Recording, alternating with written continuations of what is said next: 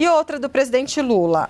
Ele vetou o indulto de Natal para condenados por abuso de autoridade e pessoas que tenham praticado crimes contra a administração pública, como peculato e corrupção passiva. Olha, o texto desse ano, todo ano, né? Fim de ano tem aquele indulto de Natal. Esse ano proibiu e diz o seguinte: o texto deste ano amplia o benefício para mulheres gestantes com gravidez de alto risco comprovado por laudo médico, mães e avós condenadas por crimes sem grave ameaça ou violência. Também terão direito ao benefício, caso comprovem serem essenciais para o cuidado de crianças até 12 anos com deficiência. E aí esse decreto exclui, então, condenados por atentado ao Estado Democrático de Direito. De quem será que a gente está falando, hein? Vamos lembrar do 8 de janeiro? O que inclui, claro, os presos pelos atos golpistas de 8 de janeiro. Não terão indulto. O mesmo vale para condenados por crimes hediondos, tortura e violência contra a mulher, crianças e adolescentes. Quem fez acordo de colaboração premiada, integrantes de organização criminosa e condenados em regime disciplinar diferenciado também seguem vetados. Análise de Luísa Martins sobre esse assunto, Luísa. Explica. Vamos explicar aqui o que é exatamente, né, essa instituição chamada indulto de Natal e qual a sua leitura política sobre esse recorte que Lula faz, Luísa?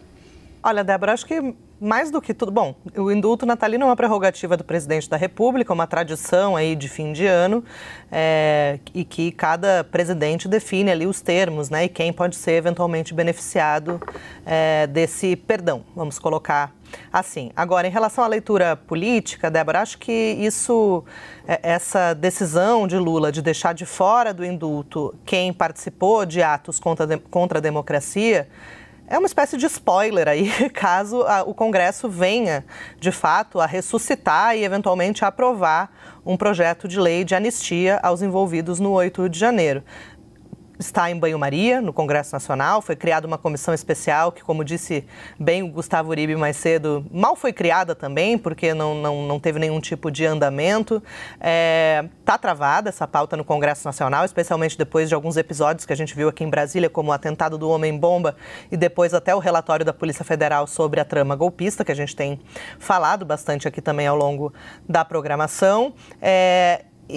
Mas se houver, né, eventualmente em 2025, alguma animação ali por parte dos parlamentares em tentar reavivar essa pauta, esse decreto de indulto do presidente Lula já dá uma sinalização de que dificilmente isso seria sancionado pelo Palácio do Planalto, né? Não teria aí uma boa vontade do presidente em dar qualquer tipo de alívio às penas que têm sido impostas, né, pelo Supremo Tribunal Federal em relação a quem participou dos atos de invasão e depredação das sedes dos três poderes aqui em Brasília no dia 8 de janeiro de 2023.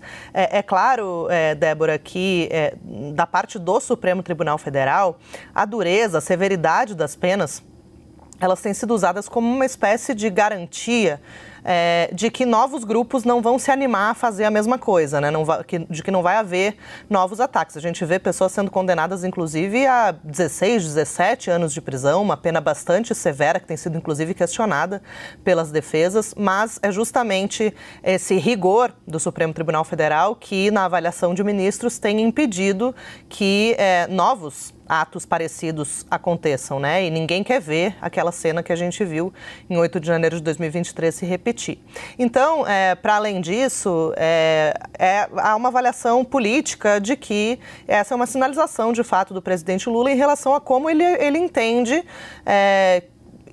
como ele interpreta, na verdade, essa possibilidade de anistia a quem participou de atos golpistas ou antidemocráticos. Na avaliação do presidente Lula, essas pessoas, nesse primeiro momento, pelo menos, não merecem, né, não devem ser beneficiadas por um alívio nas penas ou por um perdão da pena, que é a questão do indulto de Natal. E em relação a isso também, Débora, a gente tem visto, né, dentro do Supremo Tribunal Federal essa preocupação, como eu falei, em relação à possibilidade de novos atos, né, antidemocráticos e o rigor que tem sido aplicado a isso, nessas ações penais que estão sendo julgadas na Corte, como uma espécie de resposta para quem eventualmente cogitar fazer uma empreitada dessas novamente, né? A pessoa vai ter que calcular se quer passar 16, 17 anos na prisão, menos, na verdade, porque às vezes a pessoa pode acabar tendo algum tipo de benefício aí durante a progressão da pena, mas se quer ser condenada a 16, 17 anos de prisão sem a possibilidade de indulto enquanto o Lula, né, for presidente da República. Então, essa é a avaliação que eu faço desse momento, desse indulto, né, que poderia ter...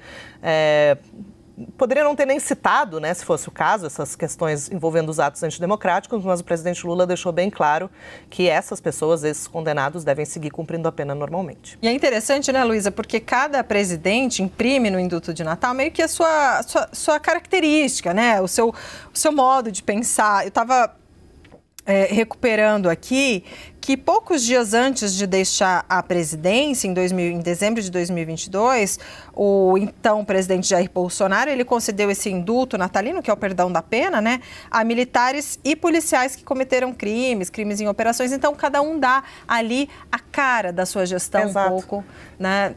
Desculpa, eu te interrompi no meio, mas é só para não perder. Já, pode falar. Só para não perder o fio da meada aqui do raciocínio.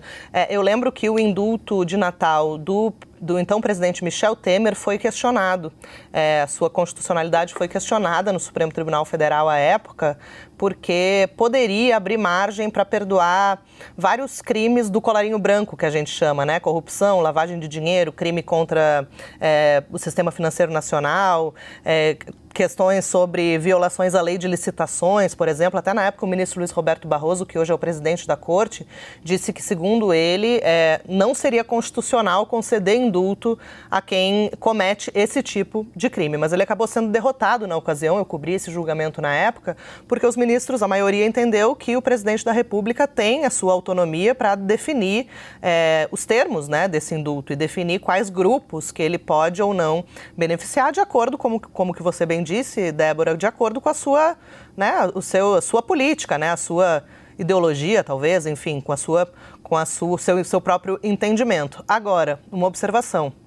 A gente lembra que quando o ex-presidente Jair Bolsonaro concedeu um indulto especificamente para o ex-deputado Daniel Silveira, que havia sido condenado pelo STF justamente por atos antidemocráticos, foi condenado a 8 anos e 9 meses de prisão, salvo engano, foi esse o total da pena.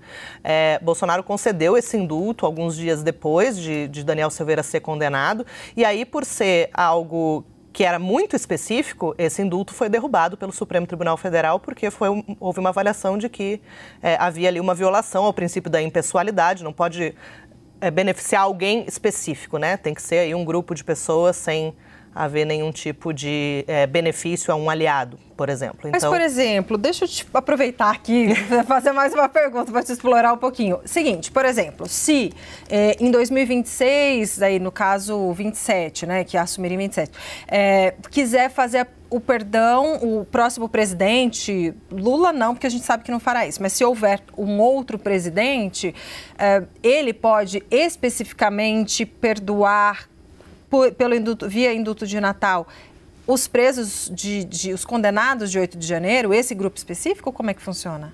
Débora, em tese, poderia. Eu sinceramente não sei te dar uma resposta precisa em relação a isso. Eu imagino que isso acabaria batendo no próprio STF, que definiria, da mesma forma que fez essa discussão em torno dos crimes do colarinho branco, como eu disse, o Supremo definiria se esse tipo de crime poderia ou não ser incluído, né, nesse indulto de Natal. Eu, num primeiro momento, assim, com a sua pergunta, eu não veria uma impossibilidade disso estar num indulto de Natal. Mas aí teria que ter uma avaliação por parte do próprio STF, né, para ver se os crimes contra o Estado Democrático de Direito, por serem graves, né, e como a gente viu, tem sido colocadas penas bastante severas, se isso poderia ou não ter algum tipo de restrição. Olá, seja bem-vindo ao canal Além das Urnas. Se você gosta de conteúdos como este, não esqueça de se inscrever em nosso canal. Até o próximo vídeo.